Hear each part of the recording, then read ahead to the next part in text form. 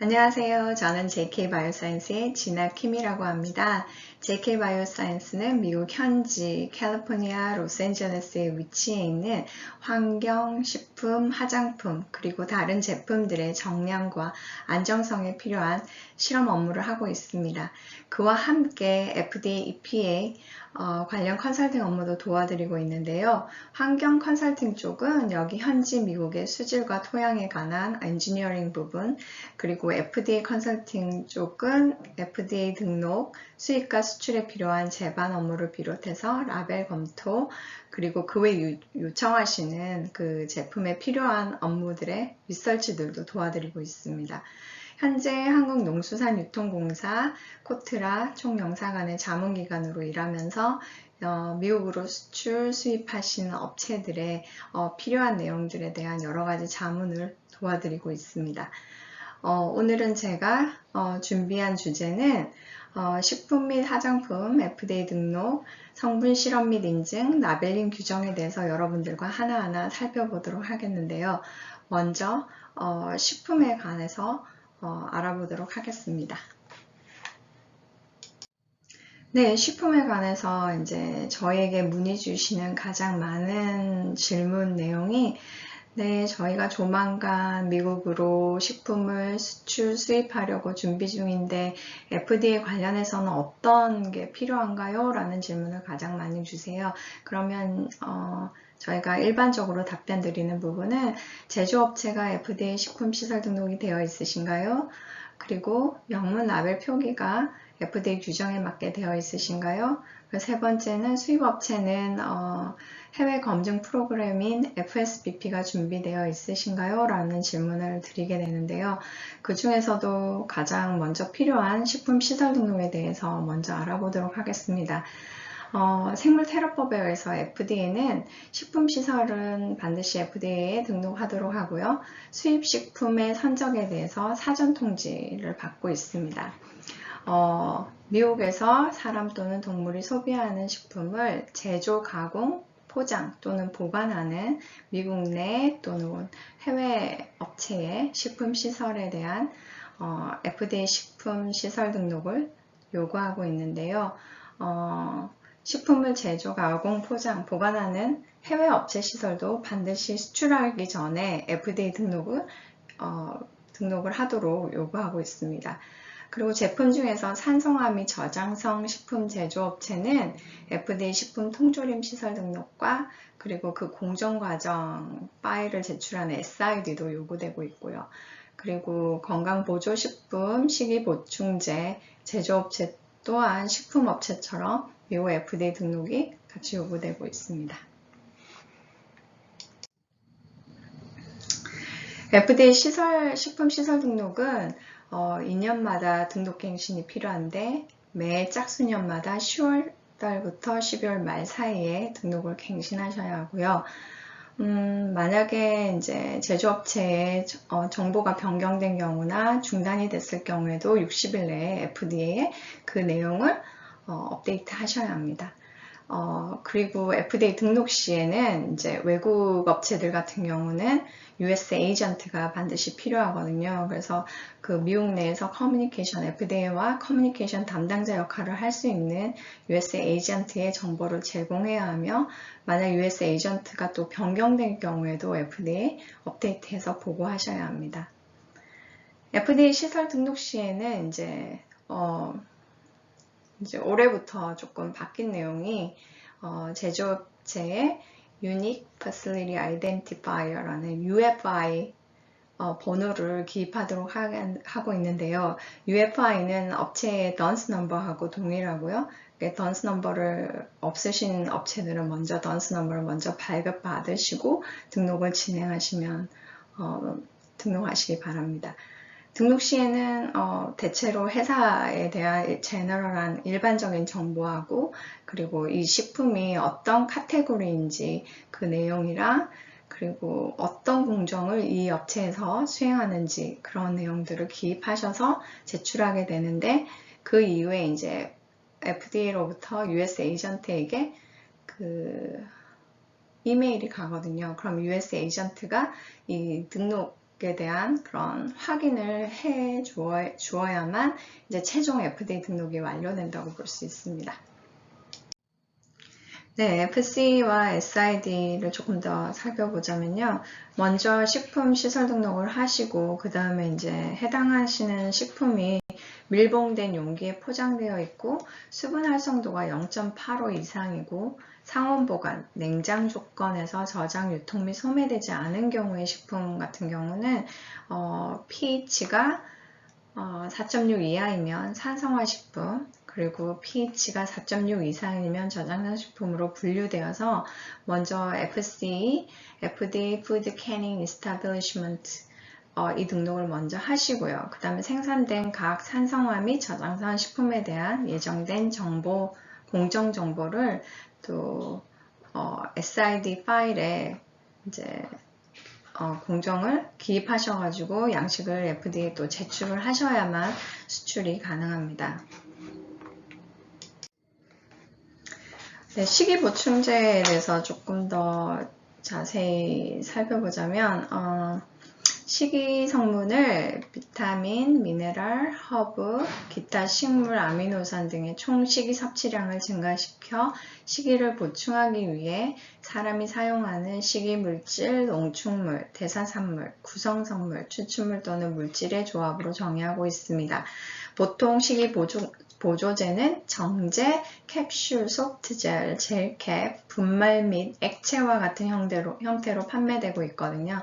그래서 제가 식이보충제를 이렇게 따로 설명드리는 이유는 식이보충제에 대한 이제 그 라벨 표기에 가장 주의해야 될 사항이 식이보충제의 경우는 약물과 달리 식이보충제는 질병을 치료, 진단, 예방 또는 치료하는 목적이 아니기 때문에 보충제가 통증 감소 또는 심장병 치료와 같은 주장을 해서는 안 됩니다. 그래서 라벨 표기할 때 이런 의약품적인 그런 효능 효과에 대한 그런 라벨 표기를 하시면 문제가 될 수 있어서 통관 시에 이제 어려움을 겪을 수 있으니까 그런 부분에서 조심하시고, 그리고 식이보조제 및 식이식품의 제조업체 및 유통업체는 불량품 또는 표기가 잘못된 제품의 마케팅이 금지됩니다. 그리고 그 레이블에 표기하시는 그런 이 제품의 효능 효과에 대한 그런 보장은 모두 이제 제조업체나 그거를 마케팅하는 업체에 있기 때문에 그런 부분을 마케팅 전에, 시장에 판매하시기 전에 이제 과학적인 그런 자료를 기반으로 해서 제품의 안정성과 라벨 평가를 반드시 하시고 이제 시장에 시판하시길 바랍니다.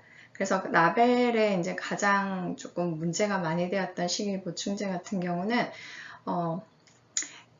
FDA 통관 시에 가장 많이 문제되는 부분도 마찬가지고요. 그 제품 라벨 표기에 너무 많은 광고 효과, 그리고 의약품적인 그런 라벨 표기가 되어 있을 때 통관에 많이 문제가 되고 있습니다. 그런 부분 조심하시기 바랍니다. 그럼 이제 식품 라벨 표기 규정에 대해서 이제 하나씩 살펴보도록 하겠는데요. 식품 라벨 표기는 FDA가 식품이 소비자들에게 안전하게 판매되기 위해 규정에 맞는 적절한 라벨을 부착하도록 보장할 책임이 있기 때문에 제조업체 및 수입업체는 미국 내 식품을 유통하기 전에 규정에 맞는 충분한 정보가 포함된 라벨을 부착하여 발생할 수 있는 법적 조치 및 수출 지연을 최소화하고 소비자에게 제품에 대한 충분한 정보를 전달하도록 위함입니다. 규정에 맞도록 한 라벨링은 어느 나라를 불문하고 수입 시에 첫 번째로 중요한 관문이라고 하여도 과언이 아닐 겁니다. 라고 제가 넣어놨는데요. 식품 라벨 때문에 통관에 문제가 있었던 경우가 많이 발생하고 또 문제가 되는 경우가 종종 생기고 있습니다. 이제 사례로 이제 제가 홍삼 제품이라고 넣어놨는데, 이제 홍삼의 여러 가지 제품들이 이제 통관 시에 문제가 된 경우에요. 이거는 한국에서 쓰시는 그런 한글 라벨 표기를 그대로 전혀 영문 라벨을 부착하시지 않고 이제 그대로 한글 표기 그대로 한국에서 판매하시는 내용 그대로 이제 수입하시려고 하다가 이제 FDA 통관에 문제가 돼서 이제 그걸 해결하시려고 하시다가 시간만 더 보내시고 또 운송비 그 다음에 스토리지 비용 그런 거를 또 비용도 또 많이 드셨는데 최종적으로 다시 또 한국으로 돌려보내지게 됐어요. 그동안에 이제 준비를 못 하셔가지고 그런 경우가 생겼었고, 그리고 이제 어린이 바이타민 C 제품 같은 경우는 라벨을 부착을 하셨어요. 스티커로 이제 라벨 규정에 맞게 라벨이 되어 있었는데 한글 표기랑 영문 표기랑 전혀 다른 거죠. 성분도 달랐고 그 다음에 영양 성분표도 이제 한국 영양 성분표랑 영문표랑 또 맞지 않았었고 요즘에는 FDA 이제 한국 분들이 많이 일하고 계시거든요. 그런데 이제 영문 스티커만 이제 부착하시면 문제 없다고 생각하셔서 어떻게 만드셨는지 모르겠지만 영문 스티커를 부착하셨는데 전혀 한글 표기가 맞지 않았기 때문에 또 라벨이 문제로 또 통관이 안 돼서 이 경우는 전체 다 새로 수정하셔가지고 통관된 경우였는데 이제 이런 어려움이 이제 종종 발생하면서 라벨링 표기가 정말 수출하시기 전에 라벨 표기가 정말 중요한 사례라고 할 수 있겠습니다. 네, 이렇게 중요한 이제 라벨 표기 내용에 대해서 이제 살펴보도록 하겠는데요. FDA에서 요구하는 식품 라벨 표기 필수 요소 6가지. 이제 반드시 라벨에 표기되어야 되는 필수 요소 6가지가 있습니다.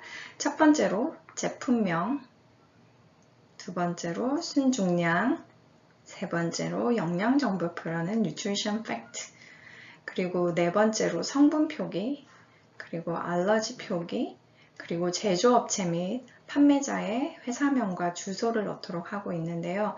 라벨 표기에서 다른 건 몰라도 이 6가지는 반드시 라벨에 표기되어 있어야지 통관의 문제가 그나마 좀 덜 할 수 있습니다. 제 라벨에 보시면 이제 여기 시판 중인 제품도 제가 넣어놨는데 라벨에 보시면 앞면이라고 하는 이제 앞면이라고 대부분 앞면인데 이제 이게 주요면이라고 부르고 있는 Principal Display Panel이라는 PDP 패널이라고 많이 부르고 있죠. 이 앞면 부분에 반드시 들어가야 되는 내용이 이제 제품명과 순중량을 표기하도록 해요. 이렇게 그래픽으로 되어 있는 이 예시에도 앞면에 라이스라는 제품명, 스위피라는 제품명이 반드시 들어가 있고 그 밑에 보시면 이제 넷웨이트라는 이제 순중량을 또 표기가 되어 있죠. 이 두 가지는 반드시 레이블 앞면 주요면에 표기하시기 바랍니다. 네, 먼저 제품명, 앞면에 필수적인 이제 들어가는 제품명부터 보자면, 네, 제품명은 식품의 통칭 또는 일반적인 이름을 사용하시고요. 그리고 표준적으로 부르는 명칭, 그리고 오해의 소지가 없는 설명적인 이름, 그리고 패키지 베이스와 평행한 라벨의 부착, 그리고 눈에 띄도록 크고 진한 글씨체를 표기하도록 합니다. 이 제품명에 대해서 이제 좀 문제가 있었던 게 이제 외국 업체들 같은 경우는 이제 그 나라 말로 이제 이 제품명을 표기하는 경우가 있어요. 예를 들면 이제 한국 이름인 청국장 있죠. 이제 청국장이 문제가 됐던 건 아니고요. 그래서 청국장이라고 이제 영어로 청국장이라고 이제 스펠링으로 쓰시고 해놓으셔도 외국 소비자들은 이게 뭔지 모르잖아요, 청국장이. 그러니까 청국장을 쓰시고 싶으시면 그 밑에다가 이제 여기 말하는 오해의 소지가 없는 설명적인 이름을 또 붙여주시는 거예요. 뭐 fermented soybean paste라든가 이렇게 이제 청국장에 대한 설명을 또 밑에 달아주시면 이제 제품명과 함께 이제 소비자들에게 오해의 소지가 없는 이름이 될 수 있는 거죠. 그리고 앞면의 두 번째로 중요한 순중량은 용기나 포장 안에 들어있는 순식품의 양을 제공합니다. 용기, 포장지 및 포장재의 무게를 포함하지 않습니다. 순 함량을 미터법, 그램, 킬로그램, 밀리리터, 리터 및 미국 관습 단위인 아운스 단위로 파운드, 그 다음에 아운스, 플로어 아운스 등으로 표기하고 있습니다. 예시로는 net weight을 표기하시고요. 이렇게 아운스 표기와 그램 표기를 이제 같이 하셔갖고 일반적으로 표기하고 있습니다. 순중량 표기는 PDP의 하단 30%의 별도의 항목으로 배치하도록 하고 있습니다. 이제 그 다음 보시면 이제 앞면 외에 다른 면을 거의 다 인포메이션 패널이라고 보시면 되는데요. 이제 아까 말씀드린 여기 제품의 앞면이 여기 있다면 이제 오른쪽 면이거나 뒷면이거나 그 앞면을 제외한 다른 면이거나 그런 부분은 이제 인포메이션 패널이라고 부르고 정보면 거기에는 이제 나머지 필수 요소인 영양 정보표, 성분, 알러지 표기, 그리고 제조업체나 판매자나 포장업체나 그런 회사명과 주소를 표기하도록 하고 있습니다. 네, 정보만에 들어가는 이제 요소 중에서 가장 눈에 띄는 부분이 이제 뉴트리션 팩트 테이블이라고 할 수 있는데요. 이 뉴트리션 팩트 테이블이 이제 기존에 있었던 이런 오리지널 레이블에서 그 뉴 레이블로 변경이 됐습니다.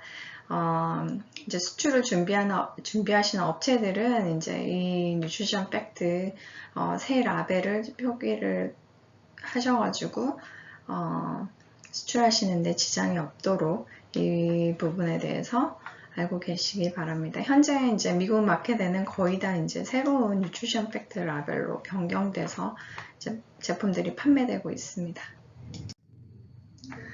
이제 조금 변경된 영양 정보표를 조금 더 살펴보도록 하겠습니다.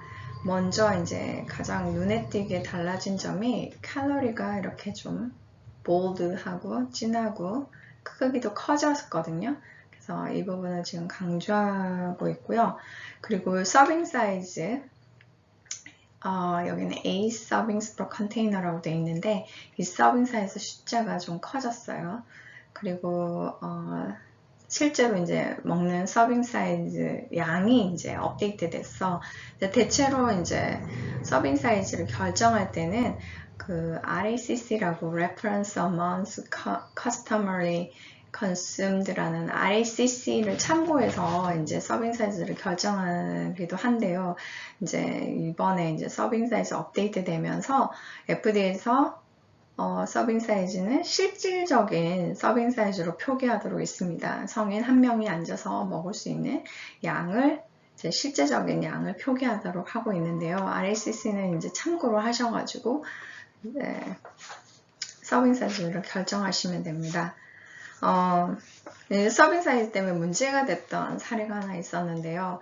그러니까 거의 이제 말린 해삼이라든가 뭐 말린 미역 같은 경우는 실험실에 맡길 때 이제 말린 상태로 이렇게 실험실에 맡기잖아요. 그러면 실험실에서 그 말린 상태에 에서의 성분 영양 성분을 분석을 해서 이제 리포트가 나가고 뉴트리션 팩트가 나가는데 이 업체에서 RACC를 참고해 보니 해산물 같은 경우는 이제 85g이 RACC 그 서빙 사이즈여서 이제 85g을 쓰고 영양 정보표에는 이제 마른 해삼의 이제 영양 성분 수치를 업데이트를 한 거죠. 그래서 FDA에서 그게 문제가 돼서 뉴트리션 팩트를 업데이트하고 이제 통과된 사례였었는데 이제 그런 경우 이제 실험실에 보내실 때 이걸 불려서 보내실 것인지 아니면 드라이된 상태로 해서 이제 실험을 진행하실지 나중에 서빙 사이즈는 얼마로 할 것인지 그런 부분에서 먼저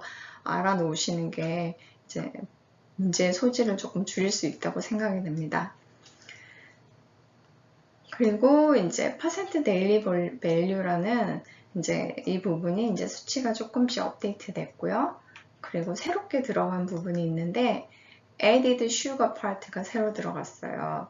그래서 이제 토럴 슈거 같은 경우는 실험에서 나온 결과값으로 표기가 가능하지만 에디드 슈거 같은 경우는 실제로 제조업체에서 설탕을 첨가하는 양을 표기하도록 하고 있거든요. 그래서 이 부분도 잘 아시고 이제 설탕에 해당하는 그런 성분들 총 함량을 모두 표기하셔야 합니다. 그리고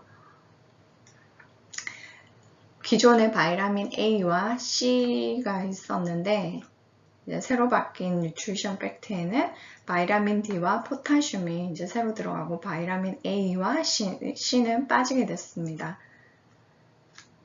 그 외에 이제 미네랄에 있는 이런 성분들은 기존에 표기를 안 했는데 이제 또 새로 들어가게 됐고요. 그리고 마지막에 이제 여기 풋노트 여기가 또 새로 이제 설명이 바뀌었다는 거 그런 부분을 알고 계시면 도움이 되실 것 같습니다. 이제 그 다음에 이제 필요한 이제 뉴트리션 팩트를 실험실에서 실험하셔가지고 제작을 하셨어요. 그런데 이제 제품 형태랑 뭐 사이즈에 따라서 이제 뉴트리션 팩트 디자인, 레이블 형식도 조금씩 다른데요. 제가 아까 앞서 보셨던 이 뉴트리션 팩트 테이블이 가장 표준으로 사용되고 있는 뉴트리션 팩트고요. 그리고 이것도 뭐 표준 뉴트리션 팩트와 비슷하지만 여기 밑에를 보시면 바이타민 D, 칼슘, 아연, 포타슘을 표기하는 게 이제 옆으로 나란히 표기해서 레이블 포맷을 했는데 이런 형태도 가능하고요. 이제 수평으로 이렇게 누여서 하는 이런 레이블 형태도 가능합니다. 그 밑에 이제 미네랄 넣었는데 다른 미네랄 성분이 있을 경우에 이렇게 표기도 또 가능하고요. 그리고 이제 듀얼 컬럼이라고 만약에 이제 서빙 사이즈에 비해서 제품이 포장된 양이 2번이나 3번 정도일 때는 듀얼 컬럼으로 이제 per serving에 대한 영양 성분 수치 표기하시고 그리고 per 컨테이너에 해당하는 영양 성분 수치를 이렇게 두 개로 나눠서 이제 표기할 수 있도록 또 이런 형태의 레이블도 가능합니다. 그리고 만약에 이제 여기 보이시는 것처럼 콜레스테롤, 다이어트리 파이버, 토tal sugars, added sugar, 바이타민 D, 칼슘이랑 아연, 이런 포타슘 이런 내용들이 이제 영양 수치가 정말 작거나 검출되지 않은 경우에 제로로 나왔을 경우에는 이제 굳이 다 표기하실 필요 없이 이렇게 심플하게 이런 레이블 형태도 가능하고요. 제품 패키지 사이즈가 작거나 이제 부착하는 면이 작은 경우 중간 사이즈의 제품 같은 경우는 또 이렇게 또 표기가 가능합니다. 좀 더 간단해졌죠. 그리고 더 간단하게 이제 정말 사이즈가 적은 경우에는 이렇게 옆으로 나란히 뉘어서 이제 전체 영양소를 그냥 기입하는 식으로 해서 표기도 가능하고 있습니다. 하지만 CFR 규정에 따라서 이제 어느 정도 사이즈일 때 이게 가능한지는 확인하셔서 이 표기 이렇게 이 패키지 사이즈 표기 그리고 여기 사이즈 표기는 확인하셔서 표기하시기 바랍니다. 네, 성분 표기에 대해서 이제 알아보도록 하겠습니다. 식품 라벨의 성분 표기는 각 성분을 함량이 많은 순서부터 낮은 순서대로 표기하고요. 그리고 다른 용어를 규정하는 내용이 없는 한 성분의 통칭 또는 일반명을 항상 표기하도록 합니다. 한국 제품들 보면 제품 속에 이제 예를 들면 복합제제라는 그런 성분 표기를 하는 경우가 있는데요. 그러면은 복합제제라고 쓰시고 그 옆에 가로를 하셔가지고 하부 원료를 모두 일반적인 일반명인 하부 원료를 모두 표기하시면 됩니다. 식품 첨가제 같은 경우는 반드시 FDA에서 어프로브 허가된 성분만 사용하시도록 하고요.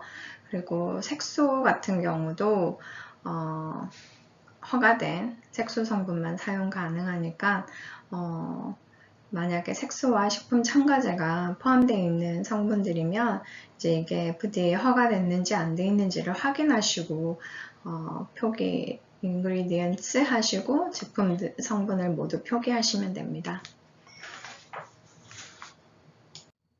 네, 식품 첨가제 중에서도 이제 경고 문구가 반드시 들어가야 하는 성분이 있는데요. 그 중에 하나가 아스파탐이라는 성분이고요. 아스파탐이 이제 제품 중에 있을 때는 페닐케토뇨증 페닐알라닌 함유라는 이 문구를 레이블에 같이 표기하시고요. 그리고 소비톨의 경우는 이제 매일 50g 이상의 소비톨 섭취가 예상되는 경우에 라벨과 같이 과잉 섭취는 서서히 유병할 수 있다는 표기 문구를 또 같이 경고 문구를 넣도록 하고 있습니다. 다음으로 보실 부분은 알러지 표기인데요. 그 FDA에서 정해놓은 이제 8가지 알러지 요소가 있을 경우에는 이제 제품 라벨에 이 알러지 표기를 반드시 하셔야 합니다. 그거는 우유, 달걀, 생선, 밀, 땅콩, 트리넛, 아몬드와 호두와 같은 트리넛, 그리고 조개 갑각류, 뭐 새우라든가 오징어라든가 이런 조개 갑각류, 그 다음에 대두 이런 성분이 제품 내에 있을 경우에는 반드시 그 제품 라벨에 이 알러지 표기를 같이 하고 있습니다. 주요 알러지를 표기하지 않은 식품에 대한 거는 수입 경고, 임포트 알럿을 많이 받고 있는데요. 그러면 이제 통관하실 때 문제가 될 수 있을 뿐만 아니라 만약 통관 시에 문제가 없더라도 이제 나중에 뭐 리콜을 당하거나 이런 경우가 생길 수 있으니까 미리 이제 이 알러지 부분은 반드시 확인을 하셔가지고 올바른 표기를 하셔야 합니다. 그리고 8가지 알러지 요소에 포함되어 있지 않지만은 그 설파이트라는 성분 아항산염은 아항산염이 포함된 식품 같은 경우도 제품 알러지 표기를 같이 하도록 합니다.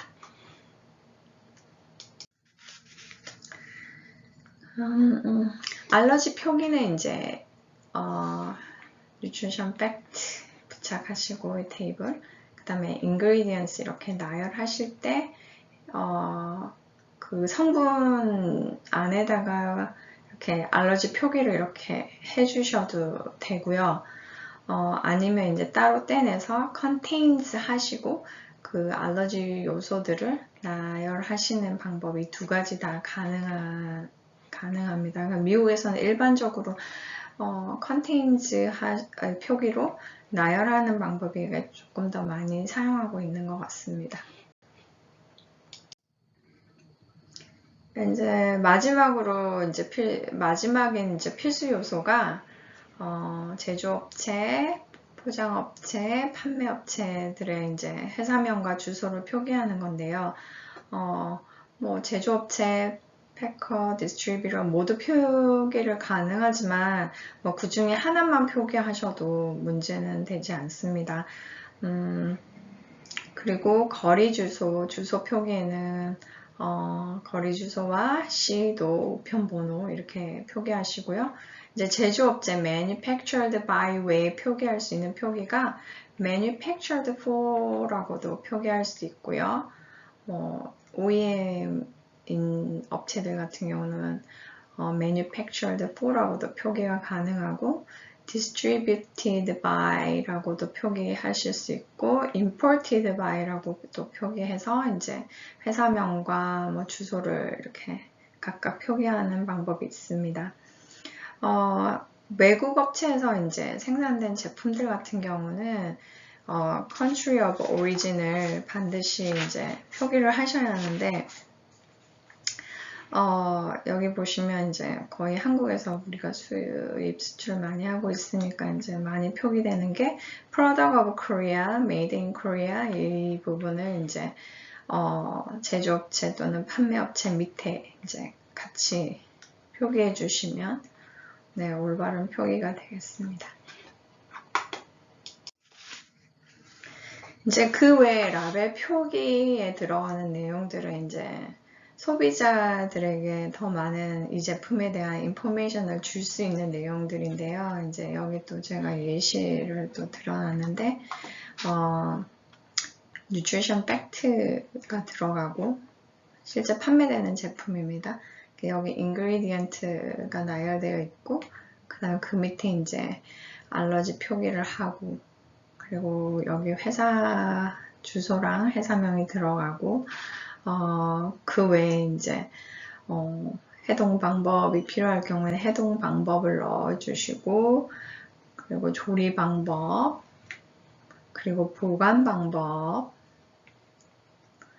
그리고 그 외에 주의해야 할 사항, 그리고 그 외에 생산 날짜라든가, 나 코드라든가, 그리고 유통기한 표기라든가 그런 거를 이제 그 외에 이제 라벨 표기에 넣어 주실 수 있습니다. 네, 이번에는 식품의 성분 실험과 인증 부분 좀 잠깐 살펴보도록 하겠습니다.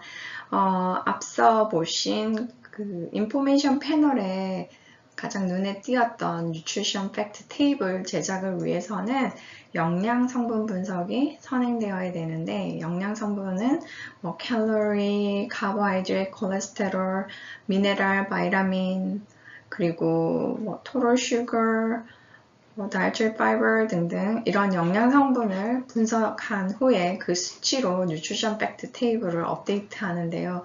실험실에 영양 성분 분석 의뢰를 하시면 서빙 사이즈, 뭐 순중량, 토럴 에디드 슈거 양, 그리고 그 외에 이제 성분들을 질문을 실험실에서 받으실 수 있거든요. 그런 부분에 대한.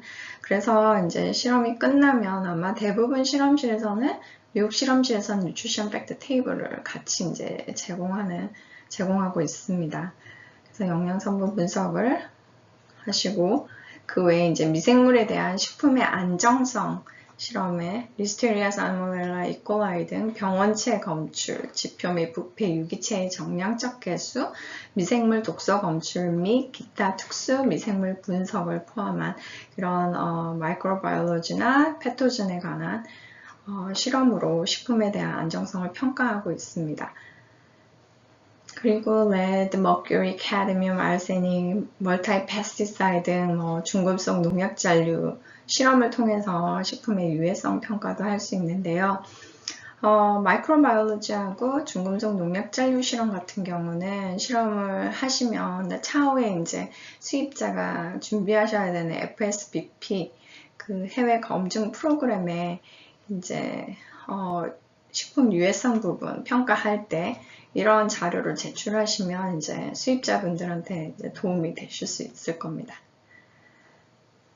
그 외에 이제 pH와 워터 액티비티 같은 경우는 앞서 말씀드린 식품 시설 등록 외에 FCSID가 필요한 제품들이 있다고 말씀드렸는데요. 워터 액티비티가 0.85 이상인 제품들, 상온 보관이고 밀폐 용기에 저장되어 있는 제품들 같은 경우는 FC가 요구되는데, 이제 pH가 4.6 이상이면 저산성, 4.6 이하이면 산성 식품으로 SID 파일, 각각의 SID 파일을 FDA 제출하실 때 이제 필요한 실험일 수 있겠습니다. 그 다음에 이제 다이어트리 서플리먼트의 이제 식이 보충제의 경우에는 뉴트리션 팩트 테이블이 들어가는 게 아니라 서플리먼트 팩트 테이블이 들어가고 있는데요. 그 안에는 영양 성분을 있을 경우 영양 성분 수치도 넣고, 그 외에 이제 이 제품의 효과를 나타내는 활성 성분이 있는데 그 활성 성분에 대한 실험도 하실 수 있고요. 그리고 글루텐이랑 알러진 성분 실험도 하실 수 있습니다. 비타민, 미네랄, 식품, 첨가제, 색소 등의 실험, 그 외 불순물, 다른 유해 성분 실험도 가능하고요. 그리고 유통기한 설정 실험은 유통기한을 그냥 회사에서 정해진 대로 그냥 표기하시는 게 아니라 유통기한 설정 실험을 통해서 정확한 과학적인 자료를 배경으로 하시고 유통기한 표기를 하시기 바랍니다. 그리고 FDA는 식품에 대해서 사전 승인이랑 인증을 하고 있지 않습니다. 그래서 제품에 FDA 승인이라든가 인증이라는 내용이 들어가면 조금 문제가 될 수 있고요. 이제 그 외에 이제 식품 라벨에 부착되어 있는 이런 로고들을 보실 수 있는데요. 이런 로고들은 이제 그냥 우리는 글루텐 프리야. 그래서 이제 그냥 이런 로고를 사용할 수 있는 게 아니라 난 GMO 이런 것도 이제 그 해당 제품이 해당 기간에 이런 인증을 받으시고 난 뒤에 제품의 로고로 표기하실 수 있습니다. 그냥 넣으시면 안 됩니다.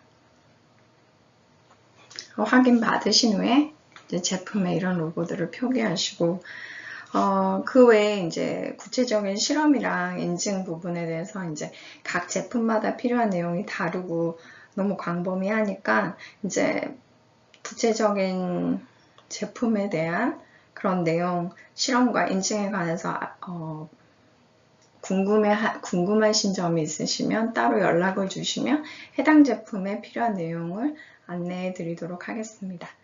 네, 이렇게 해서 이제 식품에 관련된 FDA 등록, 그리고 성분 실험, 인증, 그리고 라벨링 부분까지 저희 이제 살펴봤는데요. 당연히 FDA 등록 부분도 중요하고 실험도 중요하고 인증받는 것도 중요하지만 그 중에서도 가장 중요하고 통관에 이제 어려움을 겪는 부분이 라벨 표기하는 부분이기 때문에 수출하시기 전에 정확하고 또 필수적인 요소들을 반드시 표기한 영문 라벨 표기가 잘 갖춰주셔서 수출하시는데 문제 없으시길 바라겠습니다. 감사합니다. 다음 편에 이제 다시 화장품 관련해서 이제 해당 규정 안내해 드리도록 하겠습니다.